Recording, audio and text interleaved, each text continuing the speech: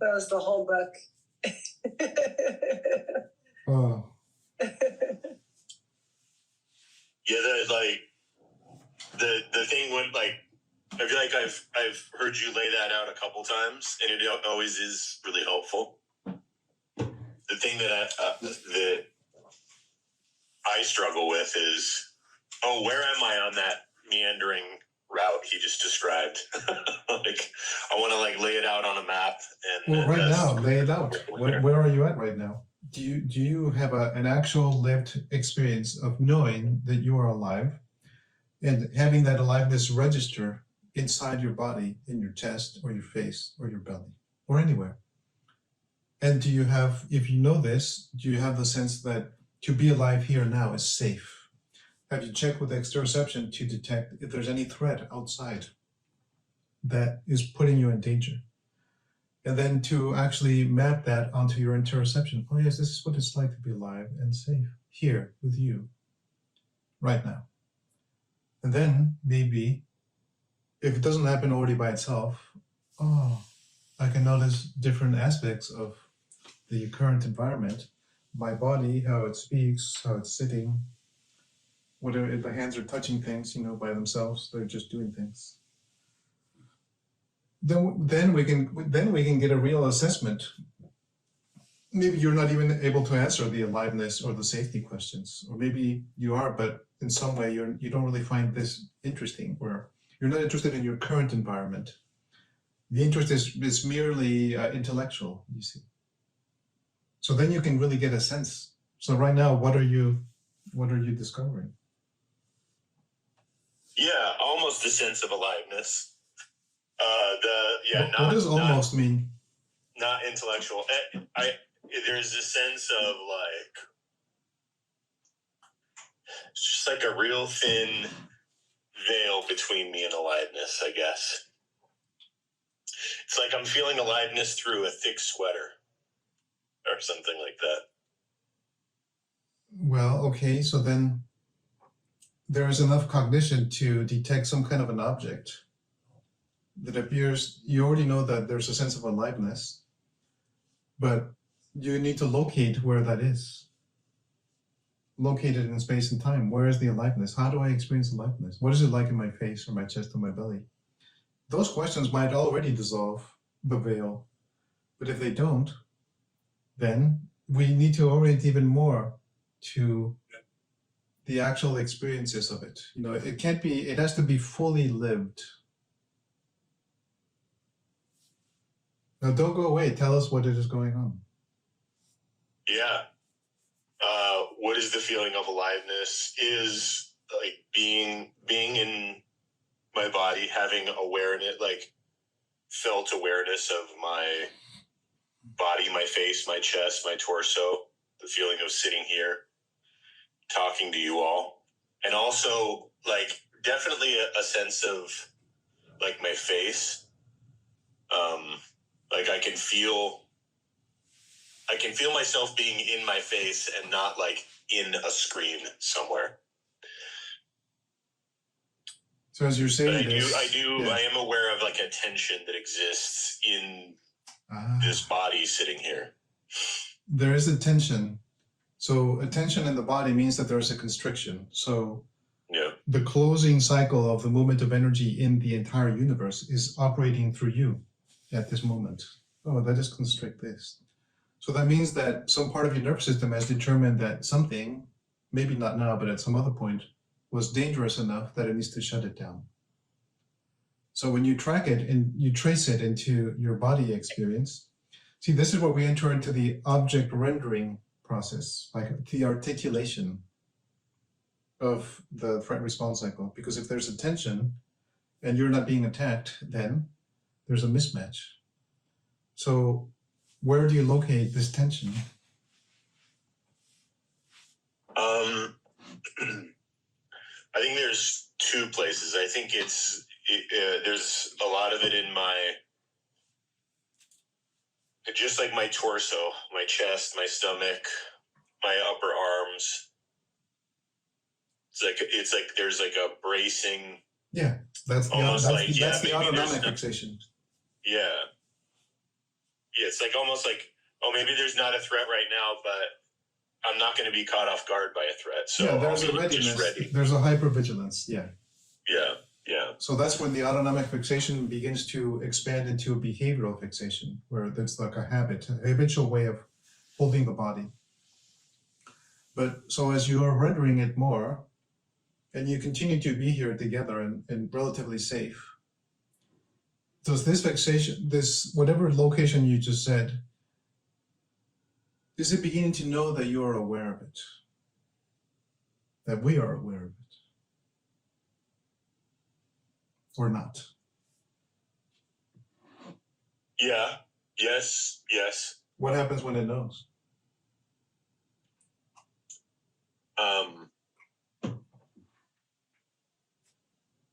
Nothing. I mean, I can, it's almost like I can enter into a dialogue with it. Well, but then that's not nothing. Okay. Yeah. I mean, it's receptive. It's not gonna, it's sort of like, hey, hi. Well, but see, we need it to be a two-way interchange, because the biology of it is that you have enough ventral signals to send into the dorsal process of the fixation, but it needs to send signals back. See, if only you're sending signals to it, and as you're saying, yeah, whatever, that is not a two-way communication. You see? Well, maybe I didn't explain it, but I do think it's a two-way communication. I think it can talk, it can tell me. Well, but it's a change. See, the proof of the pudding is if it changes. If it doesn't change, it means that, yeah, who cares, you know? It can't be intellectual. So that means this is not it's not a test of morality or ethics. It's simply a test of whether we are seated deeply and strongly enough in the present moment with safety and co-regulation to begin to send these more ventrally managed signals into the dorsal process, where energy is being conserved. There's a lot of threat. So it's a matter of becoming more and more comfortable with even expanding even more. Oh, this is what it's really like to know that I am safe here and now. To become very detailed about the questions. And it's always kind of a negative question, like negative in the sense it's not about adding things, but it's about, like, the question would be, well, what is the evidence of being alive? What is the evidence of being safe? What is the evidence of curiosity? What is the evidence that it knows that you know that it is there doing things? Do you have any evidence? No, I don't know. That is not intellectual. Yeah, I don't know the answer. I don't know. Ah. You lost me. You lost me. Yes, I know. So. Yeah, like it's like, okay, the answer is not intellectual. Okay, then what do I even say? Like, I don't know. But you see, but there, right there, you see the effects of what I'm calling the cognitive fixation, which is basically an unresponsive system, because it's already overruled any change, any possibility of change. That's the belief. That's the self-belief. In different traditions, they would call it the I thought. That is the I thought. Like, who are you? You're invulnerable to reality because you have this I thought, and you're just going to overrule anything. It is like a water of a duck's back, you know. It's not a responsive system, because its reality really consists of a fixation where everything is very, like, you just detected it in your body, like it was tense and it's bracing for something to happen. So then we know that it's not yet open to considering that it might be possible for it to change. But for that, we need to really orient to the actual place. Like, it's so ordinary. When you look out, or listen out, or smell out, or taste out, or feel with your skin, can you allow yourself to be located in this place right now, without any judgment. Like over there, I saw a stapler and it's facing that way. And it's just a stapler. It's an inorganic entity, and yet it has a being somehow. Look at it, it's facing that way. It is doing its thing. It's just sitting there, you know. So this is the level of interest in connection that is required to live in the present moment. We cannot have a fixed idea. In other words, you give everything its due value, whatever it is. So initially we start with the external reality, and then we work back from there to, oh, this is so valuable. Maybe whoever is aware of it is very valuable also, you know. As you're sitting there drinking your coffee, are you open to considering that we might be aware that you are existing there just as you are, actually as you are? Is that a possibility? Yeah. Well, what happens in your experience when you consider that? Yeah, I don't know. I guess I just accept it. I don't know. I literally have no idea what to say. Yes, but so then you can begin to become more sensitive to the experience of saying what you just said.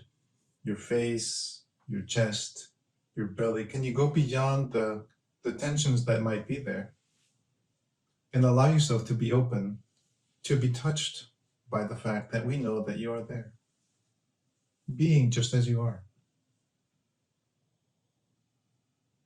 Sure. Yeah. But what is the actual experience of it? Yeah, I don't know. I don't like. What do you mean, like the physical sensation of it? Interoception is the neurons of the nervous system inside of the body feeding information to the cortex about the inner condition of the body. Oh, this feels like that. There's a tension there. There's a relaxation here. There's a vibration. There's a buzzing. There's a whatever. And it says like, oh yes, that's how I feel right now. Do you have any sense of that?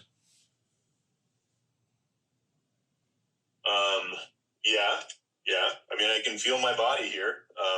What does it feel like? I mean, it still feels like how I described it earlier. Yeah. Like bracing. Yeah. So you see, there's some kind of disconnect where, in spite of all the questions that we have asked, someone there or something there is not having any of it. Yeah. In spite of whatever you say, I don't care. Yeah. I think like here's like the disconnect is it feels like it's like not knowing what to say. Like what you ask me a question, I don't know what the hell to say. I say something and then it's like, well, not intellectual, and it's like, but who are you? Who are you saying this? Who are you? Are you a me? Yeah.